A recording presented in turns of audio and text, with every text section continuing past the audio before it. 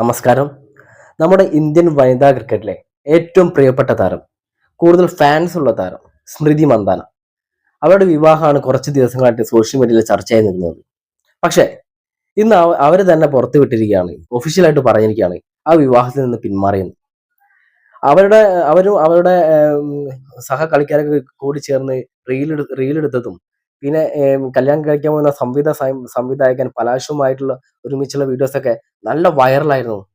ആരാധകർ അത് ഏറ്റെടുത്തിട്ടുണ്ടായിരുന്നു. അപ്പോൾ എല്ലാവരും ആ കല്യാണത്തിനായി കാത്തിരിക്കുകയായിരുന്നു. അങ്ങനെ ആ കല്യാണ ദിവസം ഏകദേശം അടുത്ത സമയത്താണ് സ്മൃതി മന്ദാനയുടെ പിതാവിന് ഒരു ആരോഗ്യ പ്രശ്നം ഉണ്ടായിട്ട് അഡ്മിറ്റ് ആവുന്നത്.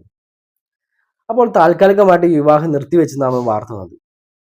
പിന്നീട് ഒരുപാട് ഗോസിപ്പുകൾ വന്നു. ഇത് ഈ കല്യാണം ഉപേക്ഷിക്കാൻ പോവുകയാണ് അങ്ങനെയൊക്കെ പറഞ്ഞപ്പോഴും ഇരു കുടുംബങ്ങളും അതിനെ എതിർക്കായിരുന്നു. കല്യാണം മാറ്റി വെച്ചിട്ടുള്ളൂ മാത്രമാണ് പറഞ്ഞത്.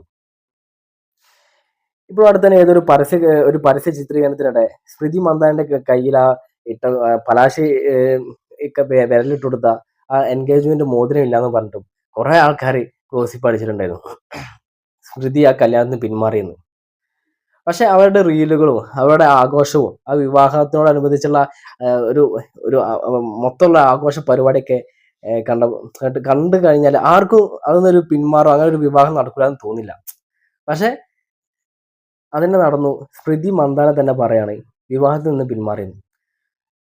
കൂടുതൽ ഈ കുടുംബങ്ങളുടെ സ്വകാര്യതയൊക്കെ മാനിച്ചിട്ട് കൂടുതൽ വിവരങ്ങളൊന്നും പറഞ്ഞിട്ടില്ല. കാരണം നമുക്ക് അത് തെരഞ്ഞു പോകേണ്ട ആവശ്യമില്ല.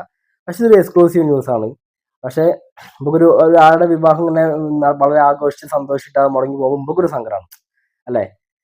അപ്പം ഈ വാർത്തകളൊക്കെ പറയുന്നത് എന്താ വെച്ചാല് ഈ പലാശിന് വേറെ ഒരു ബന്ധമുണ്ടായിരുന്നു, റിലേഷൻ ഉണ്ടായിരുന്നു. അവർക്ക് ആ സ്ത്രീക്ക് അയച്ച മെസ്സേജ് ഇങ്ങനെ പരസ്യമായിട്ടുണ്ടെന്നോ സോഷ്യൽ മീഡിയയിൽ പരസ്യമായിട്ടുണ്ടോ അതൊക്കെ ആൾക്കാർ സ്മൃതി മന്ദാന്റെ വീട്ടിലൊക്കെ കണ്ടിട്ടും അങ്ങനൊക്കെ ഒരു അഭ്യൂഹങ്ങൾ നടക്കുന്നുണ്ട്. എന്താണെന്ന് കൃത്യമായിട്ട് നമുക്ക് അറിയില്ല. എന്തായാലും ആ വിവാഹം മുടങ്ങി അതന്നെ പറയാം. അപ്പം നമുക്ക് ഇങ്ങനെ പറയാം, നമുക്ക് ഒരുപാട് ആഗ്രഹിച്ച് നമ്മൾ ഒരു വിവാഹത്തിലേക്ക് പോകുമ്പോൾ അത് മുടങ്ങാതിരിക്കട്ടെ.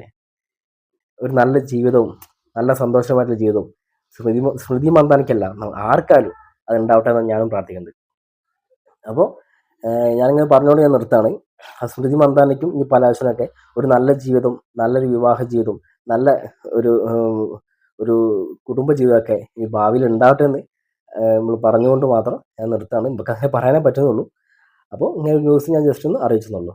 Okay, Vipin Viswanathan, by.